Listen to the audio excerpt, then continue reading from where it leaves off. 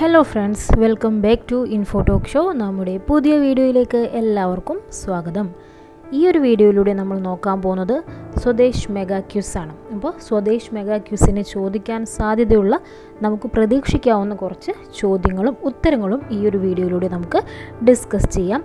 ഈ ഒരു വീഡിയോയിൽ ഉൾപ്പെടുത്തിയിരിക്കുന്നത് ഇന്ത്യൻ സ്വാതന്ത്ര്യ സമരം, കേരള ചരിത്രം, സംസ്കാരം, അടിസ്ഥാന ശാസ്ത്രം, ഭൂമിശാസ്ത്രം എന്നിവയിൽ നിന്നെല്ലാം ചോദ്യങ്ങൾ ഉൾപ്പെടുത്തിയാണ് ഈ ഒരു വീഡിയോ തയ്യാറാക്കിയിരിക്കുന്നത്. നമുക്ക് വീഡിയോയിലേക്ക് പെട്ടെന്ന് തന്നെ പോവാം. അതിനു മുൻപ് ചാനൽ ഇതുവരെ സബ്സ്ക്രൈബ് ചെയ്യാതെയാണ് നിങ്ങൾ ഓരോ വീഡിയോസും കാണുന്നതെങ്കിൽ മറക്കാതെ ഇപ്പോൾ തന്നെ സബ്സ്ക്രൈബ് ചെയ്യൂ. നമ്മൾ ഓൾറെഡി സ്വദേശ് മെഗാ ക്യൂസിൻ്റെ ഒരു വീഡിയോ അപ്ലോഡ് ചെയ്തിട്ടുണ്ട്. അത് നിങ്ങൾ നിർബന്ധമായിട്ടും കാണണം. അതിലും പ്രധാനപ്പെട്ട ചോദ്യങ്ങളാണ് ഉൾപ്പെടുത്തിയിരിക്കുന്നത്.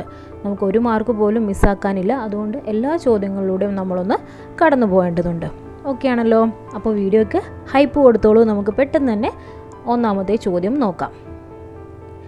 കോൺഗ്രസിൻ്റെ ലക്ഷ്യം പൂർണ്ണ സ്വരാജാണെന്ന് പ്രഖ്യാപിച്ച സമ്മേളനം ഏതാണ്? കോൺഗ്രസിൻ്റെ ലക്ഷ്യം പൂർണ്ണ സ്വരാജാണെന്ന് പ്രഖ്യാപിച്ച സമ്മേളനം ഏതാണ്? ഉത്തരം ഗസ് ചെയ്യൂ. ശരിയായ ഉത്തരം ലാഹോർ സമ്മേളനം.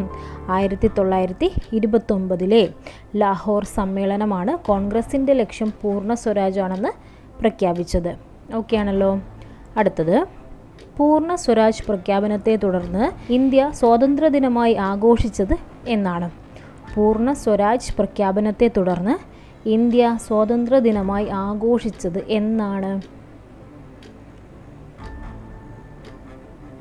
ഉത്തരം 1929 ഡിസംബർ 31. ഓക്കെ. അടുത്ത ചോദ്യം, വട്ടമേശ സമ്മേളനങ്ങൾ നടന്ന സ്ഥലം ഏതാണ്?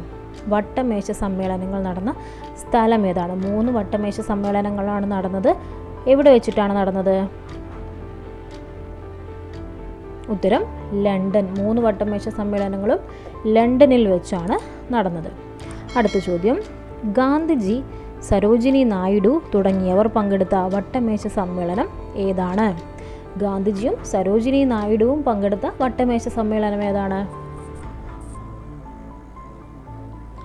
ഉത്തരം രണ്ടാം വട്ടമേശ സമ്മേളനം. 1931 രണ്ടാം വട്ടമേശ സമ്മേളനത്തിലാണ് ഗാന്ധിജിയും സരോജിനി നായിഡുവും പങ്കെടുത്തത്. ഓക്കെ, അടുത്ത ചോദ്യത്തിലേക്ക് കടക്കാം. ജാലിയൻ വാലാബാഗ് കൂട്ടക്കൊല നടന്ന വർഷം എല്ലാവർക്കും അറിയായിരിക്കും. എന്താണ്? ഉത്തരം പറയൂ. ജാലിയൻ വാലാബാഗ് കൂട്ടക്കൊല നടന്ന വർഷം ഏതാണ്? യെസ്, ഉത്തരം 1919 ഏപ്രിൽ 13. 1919 ഏപ്രിൽ 13 ജാലിയൻ വാലാബാഗ് കൂട്ടക്കൊല നടന്നത്. അടുത്തത്, ജാലിയൻ വാലാബാഗ് കൂട്ടക്കൊലയ്ക്ക് കാരണമായ നിയമം. ജാലിയൻ വാലാബാഗ് കൂട്ടക്കൊലയ്ക്ക് കാരണമായ നിയമം ഏതാണ്? ഉത്തരം റൗലറ്റ് ആക്ട്. റൗലറ്റ് നിയമമാണ് ജാലിയൻ വാലാബാഗ് കൂട്ടക്കൊലയ്ക്ക് കാരണമായ നിയമം. ഓക്കെ ആണല്ലോ? അടുത്ത ചോദ്യം, ജാലിയൻ വാലാബാഗിൽ വെടിവെക്കാൻ അനുമതി നൽകിയ പഞ്ചാബ് ഗവർണർ മൈക്കിൾ ഒ ഡയറിനെ വധിച്ച ദേശാഭിമാനി ആരാണ്? ചോദ്യം നോക്കൂ. ജാലിയൻ വാലാബാഗിൽ വെടിവെക്കാൻ അനുമതി നൽകിയ പഞ്ചാബ് ഗവർണർ മൈക്കിൾ ഒ ഡയറിനെ വധിച്ച ദേശാഭിമാനി ആരാണ്? ഉത്തരം എന്താണ്? ഉത്തരം ഉദ്ധം സിംഗ്. നിങ്ങൾ ഗസ് ചെയ്ത ഉത്തരം ശരിയാണെന്ന് കരുതുന്നു. ഉദ്ധം സിംഗ് ആണ് മൈക്കിൾ ഒ ഡയറിനെ വധിച്ചത്.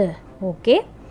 അടുത്ത ചോദ്യം, ജാലിയൻ വാലാബാഗ് കൂട്ടക്കൊലയിൽ പ്രതിഷേധിച്ച് സർ പദവി തിരിച്ചു നൽകിയ ദേശീയ നേതാവ് ആരാണ്? ജാലിയൻ വാലാബാഗ് കൂട്ടക്കൊലയിൽ പ്രതിഷേധിച്ച് സർ പദവി തിരിച്ചു നൽകിയ ദേശീയ നേതാവ് ആരാണ്? ഉത്തരം രവീന്ദ്രനാഥ് ടാഗോർ. അപ്പോൾ ജാലിയൻ വാലാബാഗ് കൂട്ടക്കൊലയിൽ പ്രതിഷേധിച്ച് സർ പദവി തിരിച്ചു നൽകിയ ദേശീയ നേതാവാണ് രവീന്ദ്രനാഥ് ടാഗോർ. ഓക്കെ ആണല്ലോ? എല്ലാവരും ഓരോ ചോദ്യം ഉത്തരവും അപ്പം തന്നെ മാക്സിമം പറ്റുന്ന രീതിയിൽ പഠിച്ചു പോകാം കേട്ടോ. അടുത്ത ചോദ്യം, നിസ്സഹകരണ പ്രസ്ഥാനത്തിന് നേതൃത്വം നൽകിയ നേതാവ് ആരാണ്? നിസ്സഹകരണ പ്രസ്ഥാനത്തിന് നേതൃത്വം നൽകിയ നേതാവ് ആരാണ്? ഉത്തരം മഹാത്മാഗാന്ധി. നിസ്സഹകരണ പ്രസ്ഥാനത്തിന് നേതൃത്വം നൽകിയ നേതാവാണ് മഹാത്മാഗാന്ധി. അടുത്ത ചോദ്യം, നിസ്സഹകരണ പ്രസ്ഥാനം പിൻവലിക്കാൻ കാരണമായ സംഭവം. നിസ്സഹകരണ പ്രസ്ഥാനം പിൻവലിക്കാൻ കാരണമായ സംഭവം ഏതാണ്? ഉത്തരം നോക്കിക്കോളൂ. ചൗരി ചൗര സംഭവം. നിസ്സഹകരണ പ്രസ്ഥാനം പിൻവലിക്കാൻ കാരണമായ സംഭവമാണ് ചൗരി ചൗര സംഭവം. 1922 ചൗരി ചൗര സംഭവം കാരണമാണ് നിസ്സഹകരണ പ്രസ്ഥാനം പിൻവലിച്ചത്. നിസ്സഹകരണ പ്രസ്ഥാനത്തിന് നേതൃത്വം നൽകിയത് മഹാത്മാഗാന്ധിയാണ്. ഓക്കെ, അടുത്ത ചോദ്യം ഇതാണ്. ബർദോളി സമരത്തിന് നേതൃത്വം നൽകിയത് ആരാണ്? ബർദോളി സമരത്തിന് നേതൃത്വം നൽകിയത് ആരാണ്? ഉത്തരം സർദാർ വല്ലഭായ് പട്ടേൽ. 1928 ബർദോളി സമരത്തിന് നേതൃത്വം നൽകിയത് ആരാണ്? സർദാർ വല്ലഭായ് പട്ടേൽ. ഓക്കെ, അടുത്ത ചോദ്യം ഇതാണ്. സർദാർ വല്ലഭായ് പട്ടേലിന് സർദാർ എന്ന സ്ഥാനപ്പേര് നൽകിയത് ആരാണ്? സർദാർ വല്ലഭായ് പട്ടേലിന് സർദാർ എന്ന സ്ഥാനപ്പേര് നൽകിയത് ആരാണ്? ഉത്തരം നോക്കിക്കോളൂ. ഗാന്ധിജി. മഹാത്മാഗാന്ധിയാണ് സർദാർ വല്ലഭായ് പട്ടേലിന് സർദാർ എന്ന സ്ഥാനപ്പേര് നൽകിയത്. ഓക്കെ ആണല്ലോ. അടുത്ത ചോദ്യം നോക്കിക്കോളൂ. 1857 വിപ്ലവത്തിൻ്റെ ബുദ്ധി കേന്ദ്രം എന്നറിയപ്പെട്ടത് ആരാണ്? 1857 വിപ്ലവത്തിൻ്റെ ബുദ്ധി കേന്ദ്രം എന്നറിയപ്പെട്ടത് ആരാണ്? ഉത്തരം ഒന്ന് ഗസ് ചെയ്ത് നോക്കൂ. ഉത്തരം നാനാ സാഹിബ്. ആരാണ് 1857 വിപ്ലവത്തിൻ്റെ ബുദ്ധി കേന്ദ്രം എന്നറിയപ്പെട്ടത്? നാനാ സാഹിബാണ്. ഓക്കെ, ശരി. അടുത്ത ചോദ്യം, ബീഹാർ സിംഹം എന്നറിയപ്പെടുന്നത് ആരാണ്? ബീഹാർ സിംഹം എന്ന് അറിയപ്പെടുന്നത് ആരാണ്? ഉത്തരം വരുന്നത് കൻവർ സിംഗ്. ആരാണ് ബീഹാർ സിംഹം എന്നറിയപ്പെടുന്നത്? കൻവർ സിംഗ്. ഓക്കെ, അടുത്തത്, ഒന്നാം സ്വാതന്ത്ര്യ സമരത്തെ ശിപ്പായി ലഹള എന്ന് വിശേഷിപ്പിച്ചത് ആരാണ്? ഒന്നാം സ്വാതന്ത്ര്യ സമരത്തെ ശിപ്പായി ലഹള എന്ന് വിശേഷിപ്പിച്ചത് ആരാണ്? ഉത്തരം നോക്കിക്കോളൂ. John Lawrence. ഒന്നാം സ്വാതന്ത്ര്യ സമരത്തെ ശിപ്പായി ലഹള എന്ന് വിശേഷിപ്പിച്ചത് ആരാണ്? John Lawrence. അപ്പോൾ ഫ്രണ്ട്സ്, ഇതുവരെ നമ്മൾ ഇന്ത്യൻ സ്വാതന്ത്ര്യ സമരവുമായി ബന്ധപ്പെട്ട കുറച്ച് ചോദ്യങ്ങളാണ് നോക്കിയത്. നമുക്കിനി കേരള ചരിത്രം, സംസ്കാരം എന്നിവയിലൂടെയൊക്കെ കുറച്ച് ചോദ്യങ്ങൾ നോക്കാം. കേരളത്തിൽ ബ്രിട്ടീഷുകാർക്കെതിരെ നടന്ന ആദ്യ കലാപം ഏതാണ്?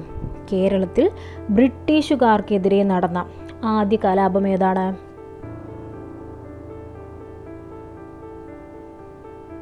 ഉത്തരം ആറ്റിങ്ങൽ കലാപം. കേരളത്തിൽ ബ്രിട്ടീഷുകാർക്കെതിരെ നടന്ന ആദ്യ കലാപമാണ് ആറ്റിങ്ങൽ കലാപം. അടുത്ത ചോദ്യം, കേരള പഴമ എന്ന ഗ്രന്ഥത്തിൻ്റെ കർത്താവ് ആര്? കേരള പഴമ എന്ന ഗ്രന്ഥത്തിൻ്റെ കർത്താവ് ആരാണ്? ഉത്തരം നോക്കിക്കോളൂ. Doctor Hermann Gundert. കേരള പഴമ എന്ന ഗ്രന്ഥത്തിൻ്റെ കർത്താവ് ഡോക്ടർ ഹെർമൻ ഗുണ്ടർട്ട്. ഓക്കെ, അടുത്ത ചോദ്യത്തിലേക്ക് കടന്നാലോ.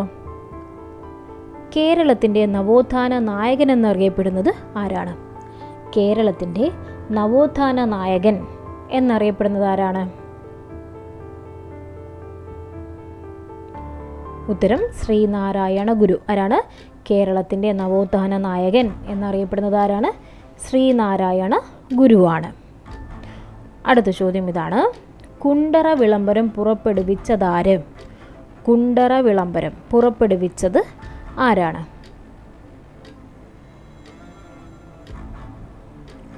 ഉത്തരം വേലുത്തമ്പി ദളവ. 1809 ജനുവരി 11 കുണ്ടറ വിളംബരം പുറപ്പെടുവിച്ചത് വേലുത്തമ്പി ദളവയാണ്. അടുത്ത ചോദ്യം ഇതാണ്. ഓണത്തെ കേരളത്തിൻ്റെ ഔദ്യോഗിക ഉത്സവമായി പ്രഖ്യാപിച്ച വർഷമേതാണ്?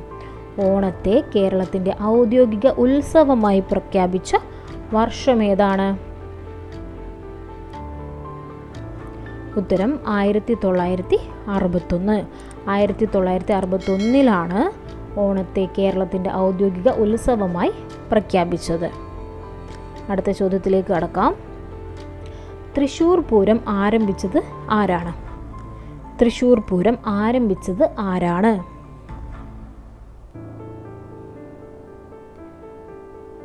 ഉത്തരം ശക്തൻ തമ്പുരാൻ. തൃശ്ശൂർ പൂരം ആരംഭിച്ചത് ആരാണ്? ശക്തൻ തമ്പുരാനാണ് തൃശ്ശൂർ പൂരത്തിന് തുടക്കമിട്ടത്. ഓക്കെ ആണല്ലോ. അടുത്ത ചോദ്യം, കേരളത്തിൻ്റെ സംസ്ഥാന മൃഗം ഏതാണ്? കേരളത്തിൻ്റെ സംസ്ഥാന മൃഗം ഏതാണ്? ഉത്തരം വരുന്നത് ആന. എല്ലാവർക്കും അറിയായിരിക്കും കേരളത്തിൻ്റെ സംസ്ഥാന മൃഗം ഏതാണ്? ആനയാണ് കേരളത്തിൻ്റെ സംസ്ഥാന മൃഗം. അപ്പോൾ കേരള ചരിത്രം, സംസ്കാരം എന്നിവയിലൂടെ കുറച്ച് ചോദ്യങ്ങൾ നമ്മൾ നോക്കി. ഇനി അടിസ്ഥാന ശാസ്ത്രം, ഭൂമിശാസ്ത്രം എന്നിവയിൽ കൂടെ നമുക്കൊന്ന് കടന്നു പോകാം. കുറച്ച് ചോദ്യങ്ങൾ നോക്കാം. ലോക ഓസോൺ ദിനം എന്നാണ്? ലോക ഓസോൺ ദിനം എന്നാണ്? ഉത്തരം സെപ്റ്റംബർ 16. എല്ലാവർക്കും അറിയായിരിക്കും ലോക ഓസോൺ ദിനം എന്നാണ്. സെപ്റ്റംബർ 16. അറിയാത്തവർ പഠിച്ചു വെക്കുക. ലോക ഓസോൺ ദിനം സെപ്റ്റംബർ 16-നാണ്. അടുത്ത ചോദ്യം, വൈദ്യുത ബൾബ് കണ്ടുപിടിച്ചതാരും? ഉത്തരം പറയൂ. വൈദ്യുത ബൾബ് കണ്ടുപിടിച്ചതാരാണ്? Yes, Thomas Alva Edison. വൈദ്യുത ബൾബ് കണ്ടുപിടിച്ചത് തോമസ് ആൽവ എഡിസൺ. ഓക്കെ ആണല്ലോ. അടുത്ത ചോദ്യം, ആദ്യമായി ബഹിരാകാശത്ത് എത്തിയ ഇന്ത്യക്കാരൻ ആരാണ്? ആദ്യമായി ബഹിരാകാശത്തെത്തിയ ഇന്ത്യക്കാരൻ ആരാണ്? ഉത്തരം എല്ലാവർക്കും അറിയായിരിക്കും. ഉത്തരം അറിയാവുന്നവർ പെട്ടെന്ന് പറയൂ. ആദ്യമായി ബഹിരാകാശത്തെത്തിയ ഇന്ത്യക്കാരൻ ആരാണ്? യെസ്, രാകേഷ് ശർമ്മ. ആദ്യമായി ബഹിരാകാശത്തെത്തിയ ഇന്ത്യക്കാരനാണ് രാകേഷ് ശർമ്മ. ഓക്കെ, അടുത്തത് ഇതാണ്. ലോകത്തിലെ ഏറ്റവും കാഠിന്യമുള്ള പദാർത്ഥം? ലോകത്തിലെ ഏറ്റവും കാഠിന്യമുള്ള പദാർത്ഥം ഏതാണ്? ഉത്തരം വജ്രം. വജ്രമാണ് ലോകത്തിലെ ഏറ്റവും കാഠിന്യമുള്ള പദാർത്ഥം, വജ്രം. ഓക്കെ, അടുത്ത ചോദ്യം, ഭൂമിയുടെ ഏറ്റവും പുറമേയുള്ള ഭാഗം ഏതാണ്? ഭൂമിയുടെ ഏറ്റവും പുറമേയുള്ള ഭാഗം അറിയപ്പെടുന്നത് ഭൂവൽക്കം എന്നാണ്. എന്താണ് ഭൂമിയുടെ ഏറ്റവും പുറമേയുള്ള ഭാഗം അറിയപ്പെടുന്നത്? ഭൂവൽക്കം എന്നാണ്. അടുത്ത ചോദ്യം, ഭൗമോപരിതലത്തിൽ ഏറ്റവും കൂടുതലുള്ള മൂലകം ഏത്? ഭൗമോപരിതലത്തിൽ ഏറ്റവും കൂടുതലുള്ള മൂലകം ഏതാണ്? ഉത്തരം നോക്കൂ, ഓക്സിജനാണ്. ഭൗമോപരിതലത്തിൽ ഏറ്റവും കൂടുതലുള്ള മൂലകം ഓക്സിജനാണ്. അപ്പോൾ ഭൗമോപരിതലത്തിൽ ഏറ്റവും കൂടുതലുള്ള രണ്ടാമത്തെ മൂലകം ഏതാണ്? സിലിക്കൺ. ഭൗമോപരിതലത്തിൽ ഏറ്റവും കൂടുതലുള്ള മൂലകം ഓക്സിജൻ. ഭൗമോപരിതലത്തിൽ ഏറ്റവും കൂടുതലുള്ള രണ്ടാമത്തെ മൂലകം സിലിക്കണുമാണ്. ഓക്കെ ആണല്ലോ. അടുത്ത ചോദ്യം, ഭൗമോപരിതലത്തിൽ ഏറ്റവും കൂടുതലുള്ള ലോഹം ഏതാണ്? ഭൗമോപരിതലത്തിൽ ഏറ്റവും കൂടുതലുള്ള ലോഹം ഏതാണ്? ഉത്തരം നോക്കൂ, അലൂമിനിയം. ഭൗമോപരിതലത്തിൽ ഏറ്റവും കൂടുതലുള്ള ലോഹം അലൂമിനിയമാണ്. ഓക്കെ ആണല്ലോ. മറക്കാതെ പഠിച്ചു വെക്കുക കേട്ടോ. അടുത്ത ചോദ്യം ഇതാണ്, ഭൂമിയിലെ ഏറ്റവും ഉയർന്ന ഭാഗം ഏതാണ്? ഉത്തരം വരുന്നത് എവറസ്റ്റ് കൊടുമുടി. ഭൂമിയിലെ ഏറ്റവും ഉയർന്ന ഭാഗം എവറസ്റ്റ് കൊടുമുടിയാണ്. അടുത്തത്, ഏറ്റവും വലിയ സമുദ്രം ഏതാണ്? ഭൂമിയിലെ ഏറ്റവും വലിയ സമുദ്രം? ഉത്തരം നോക്കൂ, പസഫിക് സമുദ്രമാണ്. ഭൂമിയിലെ ഏറ്റവും വലിയ സമുദ്രം പസഫിക് സമുദ്രം. അടുത്ത ചോദ്യത്തിലേക്ക് കടക്കാം. ലോകത്തിൻ്റെ മേൽക്കൂര എന്നറിയപ്പെടുന്ന മധ്യേഷ്യയിലെ പീഠഭൂമി ഏത്? ലോകത്തിൻ്റെ മേൽക്കൂര എന്നറിയപ്പെടുന്ന മധ്യേഷ്യയിലെ പീഠഭൂമി ഏതാണ്? ഉത്തരം പാമീർ പീഠഭൂമി. ലോകത്തിൻ്റെ മേൽക്കൂര എന്നറിയപ്പെടുന്ന മധ്യേഷ്യയിലെ പീഠഭൂമിയാണ് പാമീർ പീഠഭൂമി. അപ്പോൾ ഫ്രണ്ട്സ്, സ്വദേശ് മെഗാ ക്വിസിൽ ചോദിക്കാൻ സാധ്യതയുള്ള നമുക്ക് പ്രതീക്ഷിക്കാവുന്ന കുറച്ച് ചോദ്യങ്ങളാണ് നമ്മൾ നോക്കിയത്. സിലബസ് അനുസരിച്ചിട്ട് ഓരോ ഭാഗത്തു നിന്നും കുറച്ച് ചോദ്യങ്ങൾ ഉൾപ്പെടുത്തിയാണ് ഈ ഒരു വീഡിയോ തയ്യാറാക്കിയിരിക്കുന്നത്. അപ്പോൾ നോക്കൂ, നിങ്ങൾക്കായുള്ള സ്പെഷ്യൽ ക്വസ്റ്റ്യൻ ഇതാണ്. ജാലിയൻ വാലാബാഗ് കൂട്ടക്കൊലയിൽ പ്രതിഷേധിച്ച് സർ പദവി തിരിച്ചു നൽകിയ ദേശീയ നേതാവ് ആരാണ്? ചോദ്യം നോക്കൂ, ജാലിയൻ വാലാബാഗ് കൂട്ടക്കൊലയിൽ പ്രതിഷേധിച്ച് സർ പദവി തിരിച്ചു നൽകിയ ദേശീയ നേതാവ് ആരാണ്? ഈ ഒരു ചോദ്യത്തിൻ്റെ ഉത്തരം എല്ലാവരും കമൻറ്റ് ചെയ്യുക. പ്രധാനപ്പെട്ടൊരു ചോദ്യമാണ്, നിങ്ങൾ അറിഞ്ഞിരിക്കേണ്ട ചോദ്യം തന്നെയാണ്. അപ്പോൾ ഓക്കെ, അപ്പോൾ ഇന്നത്തെ വീഡിയോ എല്ലാവർക്കും യൂസ്ഫുള്ളായെന്ന് കരുതുന്നു. നമ്മൾ അപ്ലോഡ് ചെയ്യുന്ന എല്ലാ വീഡിയോസും നിങ്ങൾ കാണണം, എങ്കിൽ മാത്രമേ നിങ്ങൾക്ക് നല്ലൊരു വിജയം നേടാൻ സാധിക്കുകയുള്ളൂ. ഹൈപ്പ് ചെയ്യാത്തവരുണ്ടെങ്കിൽ ഹൈപ്പ് ചെയ്യുക. ചാനൽ സബ്സ്ക്രൈബ് ചെയ്യാനും മറക്കരുത്. ബെല്ലൈക്കൺ കൂടെ എനേബിൾ ചെയ്ത് വെച്ചോളൂ കേട്ടോ. അപ്പോൾ നിങ്ങളുടെ ഫ്രണ്ട്സിലേക്കും ഈ ഒരു വീഡിയോ ഷെയർ ചെയ്ത് കൊടുക്കാൻ മറക്കണ്ട. വീഡിയോയെക്കുറിച്ചുള്ള നിങ്ങളുടെ അഭിപ്രായങ്ങളും നിർദ്ദേശങ്ങളും ഒക്കെ കമൻറ്റ് ബോക്സിലൂടെ അറിയിക്കാവുന്നതാണ്. നമുക്കിനി മറ്റൊരു വീഡിയോയിലൂടെ വീണ്ടും കാണാം. Thank you for watching.